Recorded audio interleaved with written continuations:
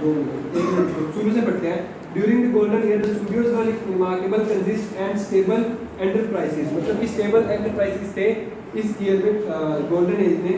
During the last court of the long term management head the informers movie mocks who ruled the kingdom with the irony fist at MGM Warner and the Columbia, the same man are range studios for decades। एक man बहुत ही decades, मतलब कि decades कितने साल के लिए होता है, ठीक है। The rise of the studio system also hinges on the treatment of the stars who were constructed and exploited for the shoot studio imaging and schedule, मतलब कि सारा स्टूडियो ही बताते थे कि वो स्टार्स कैसे कैसे करेंगे, उनका शेड्यूल वगैरह। आगे actors were bounded up in the 7 years, 7 years के लिए होते थे।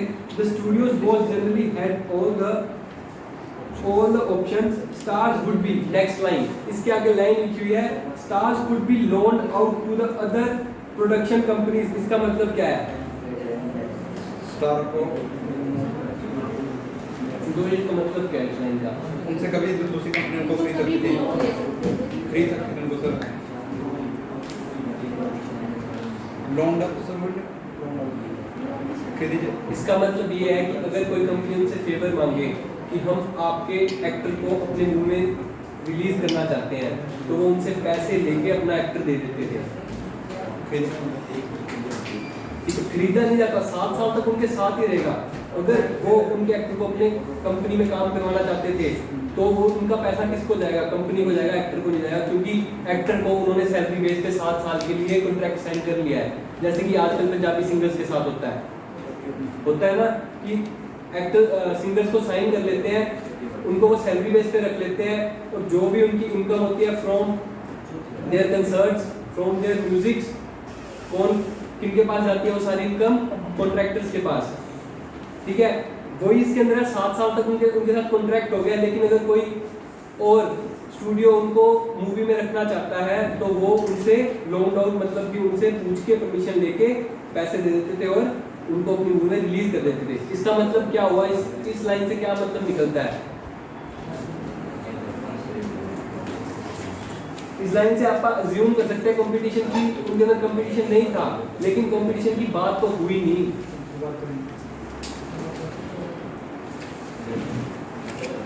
एक्टर के बीच में कंपटीशन की बात हुई। हाँ लक्ष्य, हुई कंपटीशन की बात, क्या लगाया था आपने, कंपटीशन की बात कहाँ पे देखी, मेरे को बताओ तो दो।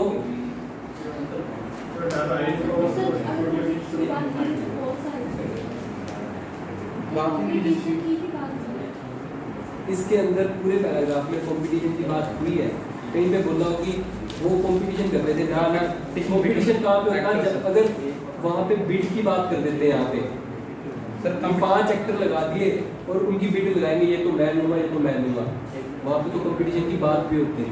एक कंपटीशन एक्टर के बीच में, कंपनी बिटवीन एक्टर्स एक्टर्स के बीच में भी कंपटीशन की कहाँ बात हुई है, बात तो कंपटीशन की हुई नहीं, लेकिन कहाँ हुई है कंपटीशन की बात, कंपटीशन क्या होता है,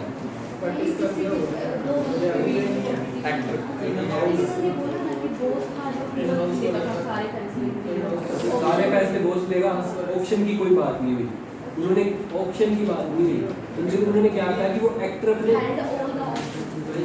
ऑप्शंस कह रहे हो, ऑप्शन अपने स्टूडियो के अंदर वो अगर ऑप्शंस लेगा सारे मतलब यहाँ के मैम रितिका मैम बॉस है तो सारे डिसीजन रितिका मैम लेंगे, तो फिर रितिका मैम और कलीग्स के अंदर कंपटीशन की बात कहाँ से आ जाएगी, आएगी कोई कंपटीशन की बात,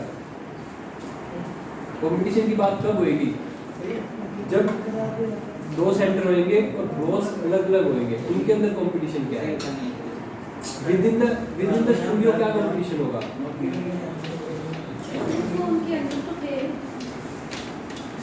किसकी क्वेश्चन पढ़ो सबसे पहले, आपको फिर क्वेश्चन नहीं समझ आया, competition between the actors for contracts with the leading studios मतलब कि बॉस के अंदर कंपटीशन हो रहा है, उसकी तो बात ही नहीं हुई। 23rd किसी का, 3rd studio have a total control over the how the actors were perceived by the public। perceived का मतलब क्या होता है, perceive आगे कोई वो नहीं है, इंक्वायरी? कुछ भी नहीं है, कोई क्वेरी नहीं है। रिसीव का मतलब क्या होता है? ताकि जाकर रिसीव रिसीव होगा सेट करना अडॉप्ट करना। ठीक है, मतलब कि जो ये सारे मतलब कि जो स्टूडियो कंट्रोल करता था कि एक्टर को जो पब्लिक है कैसे कैसे नजरअंदाज करेगी, मतलब कैसे देखेगी, इसके नेक्स्ट पार्ट में दिया हुआ है।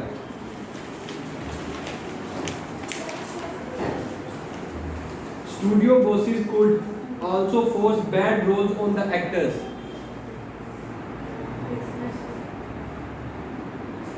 नहीं है समझ? मैम लोन डाउन के बाद की लाइन है, studio bosses could also force a bad roles on the actors and manipulate every single details of the stars image, star की image with their method mammoth in house publicity department. मतलब उनकी image कैसे दिखाना चाहते हैं वो अपने हाथ में कंट्रोल होती थी। एक्टर्स को चाहे विलन बनाना है, किसको विलन बनाना है, किसको वो हीरो बनाना है, वो उनके हाथ में होता था। मतलब कैसे किस एक्टर को पब्लिक के आगे कैसे इमेज बनाई गई उसकी, वो उनके हाथ में कंट्रोल होता था। क्या कह रहे हो? मतलब उनका कंट्रोल हाउस के अंदर, प्रोडक्शन हाउस में उनके कंट्रोल के साथ। मैमोथ मतलब बहुत ज़्यादा अमाउंट में। मैमोथ वो होता है, मैमोथ वो नहीं होता, एलिफेंट से बड़ा एक वो होता है एनिमल, क्या होता है इनको पता होगा, बायो से होना क्या होता है उसको कैसे बताऊँ उनको। एलिफेंट से एक और बड़ा होता है ना, आइस एज देखी है? Ice Age movie. Mammoth elephant लगा लो वैसे, लेकिन एलिफेंट से भी बड़ा होता है उसका। आइस एज देखी आपने? चलो एलिफेंट ही होता है वैसे मैमोथ, वो मतलब एलिफेंट की स्पीशीज ही लगा। कैसे कह रहे हो? हाँ राइनोसोरस टाइप होता है, लेकिन वो एलिफेंट की तरह उसकी रिसेम्बल होता है। वो रिसेम्बलेंस मतलब उसके जैसा, एलिफेंट के जैसा दिखता है वो, लेकिन उससे भी बड़ा होता है। ठीक है, mammoth with their mammoth in the house, मतलब उनका पूरा मतलब कि फोर्सफुल कंट्रोल उनके प्रोडक्शन हाउस में। ठीक है, अपने कंट्रोल से वो क्या करते थे, इमेज कैसी बनानी है एक्टर की, विलन बनाना है या हीरो बनाना है, सारा कंट्रोल उसके हाथ में होता था। Studios had a control over how their actors were received by the, मतलब कैसे उनकी अडैप्ट किया जाएगा पब्लिक से। ठीक है सतपाल? 25, 26, 27, 24, 25, 26, 24 and 25, उन दो क्वेश्चन लगेंगे। 24, throughout its golden age, the Hollywood movies industry was controlled by the handful of studios. सारे गोल्डन एज में जो हॉलीवुड मूवीज थी was controlled by, किससे कंट्रोल करी जाती थी? कौन कंट्रोल कर रहा था उनको? हैंडफुल ऑफ स्टूडियोज से के द्वारा कंट्रोल किया जाए। Using a system as known as dash, एक सिस्टम का नाम लिया है, क्या है? The biggest studio not only made movies but handle their distribution and finally showed them in their own theatres. Vertical integration में क्या था? वर्टिकल इंटीग्रेशन में तीन चीजें बताई गई थी, आप ब्रैकेट में पढ़े। सबसे पहले कैसे मेक देम मूवीज, फिर आगे डिस्ट्रीब्यूशन, और आगे ओनिंग द थिएटर, मतलब कि जिस थिएटर में दिखाई जाएंगे वो खुद ओन करेंगे। ये किसका किसका पार्ट थे, किसके की कंपोनेंट से? वर्टिकल इंटीग्रेशन के। सी पैराग्राफ में। ठीक है कविता? अंडरस्टैंड? आपको समझ आया संतोष? आगे समझ? संतोष understand? 25th, these studios were oftenly run by attractive books. These studios were oftenly run by autocratic bosses, men known as, उस बंदे को क्या बोलते थे? Who often remained at the head of the organization for decades. ये अपन ने अभी D part में पढ़ा है।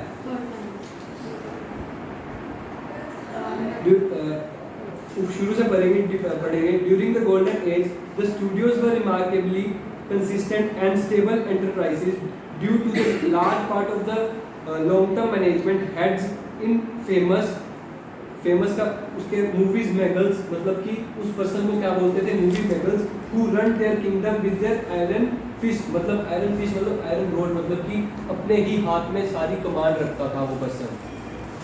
आयरन फिस्ट का मतलब उसको मेटाफर वे में यूज किया हुआ है, मतलब उसके हाथ में सारी कमांड होती थी अपने सारी मैनेजमेंट की, और उस पर्सन को क्या बोला गया है, मूवी मोगल्स। और उन्होंने यही पूछा है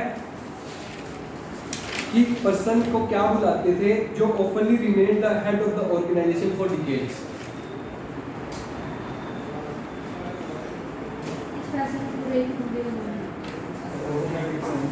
क्या कह रहे हो, इसका समझ गया क्या बोलता है,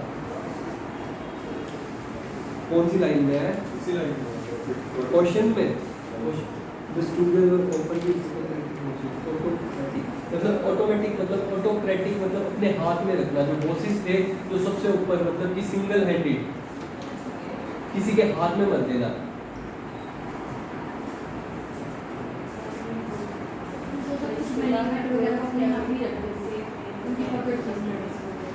क्या कह रहे हो,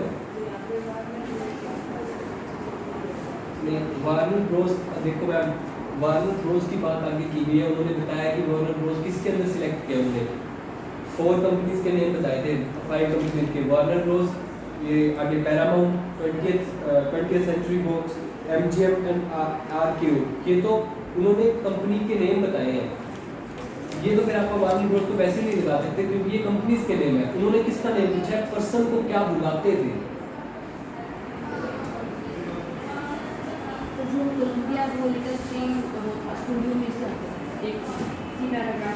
universal Columbia and United Artist, ये थे छोटे लेवल पे थे, छोटे इन्वेस्टर्स थे।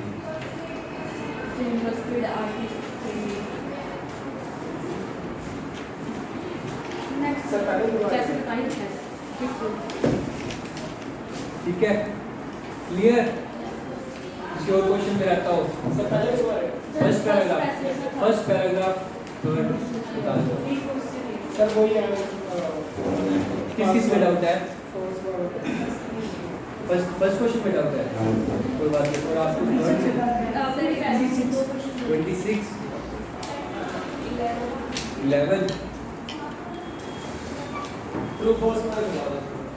एक minute, community of industry by leading studios in 1948 which was the first open market smaller producer process known as। सबसे पहले क्वेश्चन करो, 26 में डाउट है पवन को। However, the domination of the industry by leading studios came and at the, मतलब कि जो domination power थी, डोमिनेटिंग मतलब कि वो सब कंट्रोल कर रहे थे, वो कब एंड हुआ, 1948 में। When they were forced to open the market to smaller producers, a process known as, जब जो ये ओपन मार्केट स्मॉलर प्रोड्यूसर्स के लिए भी ओपन हो गई थी, उस प्रोसेस को क्या बोला गया है। एफ पैराग्राफ में in 1948 struggling independent movie producers and exhibitors finally triumphed in their battle against the big studios monopolistic behavior। उन्होंने बैटल जीत ली थी in the United States versus the Paramount Federal decree of the year। The studios were ordered to give up their theaters in what is commonly referred to as, क्या बताया गया उसके लिए,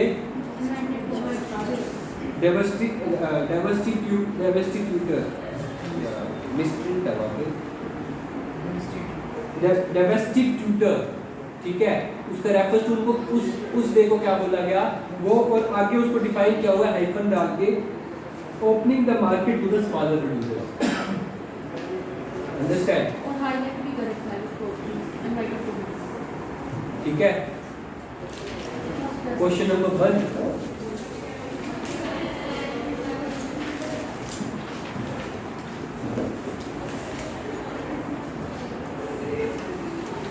the Phoenicians skills at dash help them to trade। उन्होंने जो Phoenicians थे उनकी skills किसके अंदर उन्होंने हेल्प की, ट्रेड के अंदर, ठीक है। सबसे पहले फर्स्ट पैराग्राफ पढ़ेंगे। The Phoenicians inhabited the regions of the modern Lebanon and the Syria from about 300 BC। मतलब किस रीजन के हैबिटेंट्स थे वो पहले उन्होंने बता दिया, सीरिया के थे और एक लेबनान के थे। They become the greatest traders, ये ग्रेटेस्ट ट्रेडर्स बन गए थे of the pre classic world. Pre classic मतलब कि उससे पहले, क्लासिकल वर्ल्ड से पहले के थे greatest trader and were the first people to establish a large colonial network. और ये फर्स्ट पीपल थे जिन्होंने सबसे बड़ा कॉलोनियल नेटवर्क बनाया था, मतलब कॉलोनीज का नेटवर्क होता है, ठीक है। बोथ ऑफ दीज एक्टिविटीज, ये दो एक्टिविटीज थे, वर बेस्ड ऑन, किसके ऊपर बेस्ड थी, उनकी सी फेयरिंग की and ability the Phoenicians developed from the example of their maritime predecessors। जो एबिलिटी क्या होती है? क्षमता मतलब उनकी स्किल। एबिलिटी यहाँ पे स्किल को मतलब उन्होंने बता दिया, यहाँ पे इनका स्किल यूज कर दिया। उनकी स्किल क्या थी, उनकी एबिलिटी क्या करने की एबिलिटी थी, ठीक है। एबिलिटी क्या होगी, इन दोनों प्रोसेस को कंप्लीट करने के लिए क्या activity has been based on both of this activity. ऊपर वाली एक्टिविटी मतलब कि सबसे पहले ग्रेटेस्ट ट्रेडर्स बने वो, और उन्होंने कॉलोनियल नेटवर्क बनाया। जो ये दोनों एक्टिविटी थी वो किसके ऊपर बेस्ड थी? सी फेयरिंग पे। अगर उनके पास सी फेयरिंग की स्किल होगी तभी ये दोनों एक्टिविटी होगी। और उन्होंने सिर्फ एक एक्टिविटी का पूछ लिया कि किसकी स्किल थी, सी फेयरिंग थी, किसने हेल्प किया उन्होंने उसकी ट्रेडिंग के अंदर, ठीक है। अंडरस्टैंड। रमन आपका कौन सा है? 7th या 3rd? 7th, ठीक है। 7th बताया हुआ है, ये 4th पैराग्राफ है, 5th है, ये 4th पैराग्राफ में बताया हुआ है।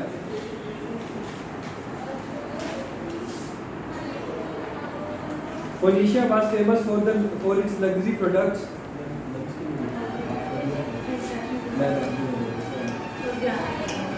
Phoenicia was the famous for its luxury products। ये luxury products के लिए फेमस थे। The cedar wood was not only का यूज हुआ है, not only but also सिखाते हैं जो तुम्हें।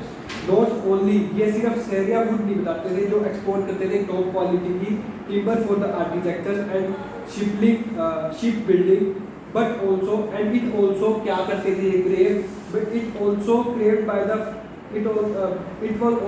by the Phoenicians, and the same skill was adapted to even more precious work in ivory। सामने दिया हुआ है। उन्होंने क्या नॉट ओनली के बाद, ऑल्सो के बाद, इट वाज ऑल्सो के बाद क्या चीज बताई गई है, ठीक है। एज वेल एज की जगह लगाते हैं ना, नॉट ओनली बट ऑल्सो के बाद, मतलब इट वाज ऑल्सो के बाद आइवरी का यूज किया हुआ है। लेकिन जो शिप बिल्डिंग्स और आर्किटेक्चर है वो टिम्बर से बनते थे, जो कि कौन बनाते थे, जो कौन इंपोर्ट करते थे?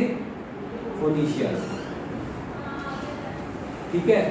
इसलिए शिप बिल्डिंग जाएगा, क्योंकि शिप बिल्डिंग तो उनके टिम्बर से बनती थी, वो क्रेवरी क्या करते थे, वो आइवरी, ठीक है। और कौन सा question? 11th, 10th and 11th। 10th क्या है? Carthage was an enemy town which the Phoenicians won in the battle।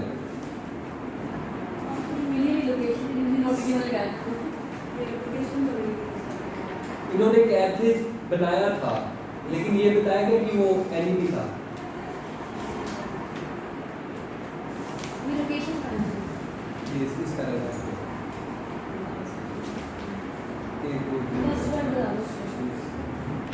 Eight paragraph में trading colonies were developed on the string of the island।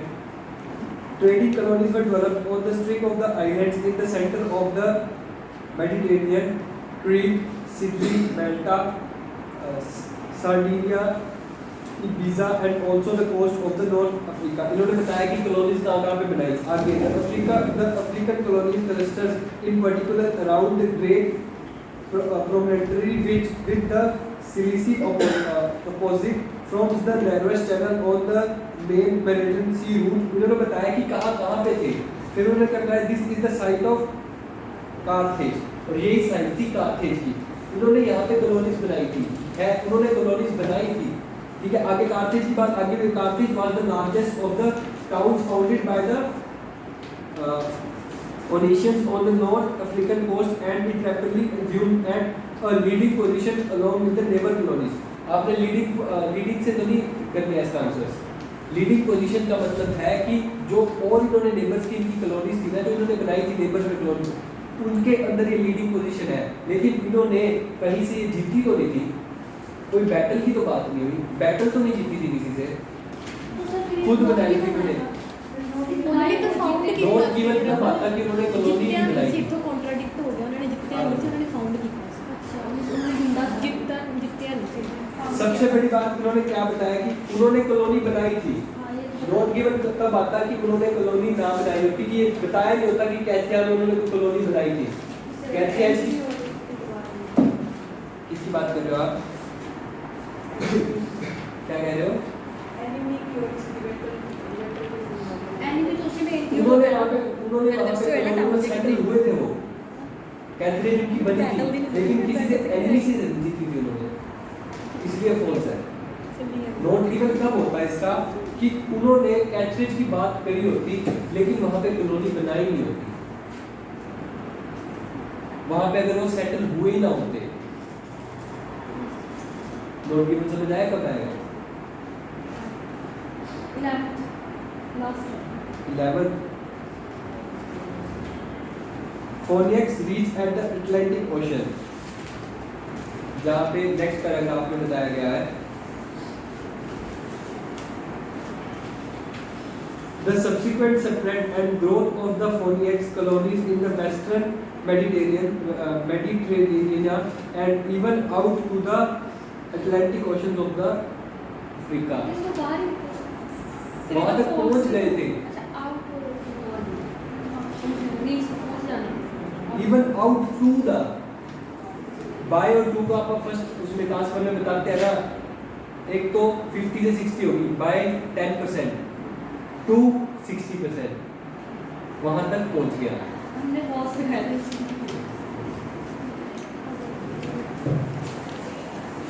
Next question कोई 12 क्या करेगा?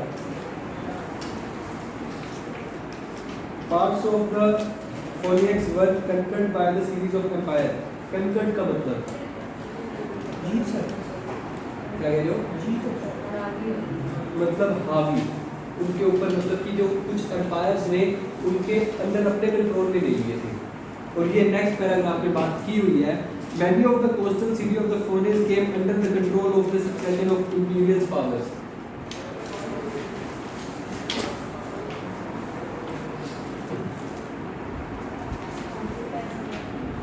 From the 8th century BC, many of the coastal cities of the Phoenix came under the control of the succession of the imperial powers। मतलब कि 8th century में जो coastal cities थी, उनकी coastal cities कौन सी होती है? जो seas के साथ लगती है, ठीक है। जो coastal cities थी Phoenix की, came under the control, किनके कंट्रोल के अंदर आ गई थी? imperial powers के। imperial powers का उन्होंने सिनोनिम क्या लगाया हुआ है? empire।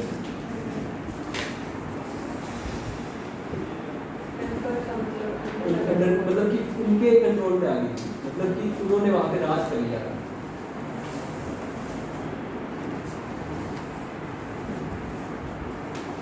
कोई और क्वेश्चन हो?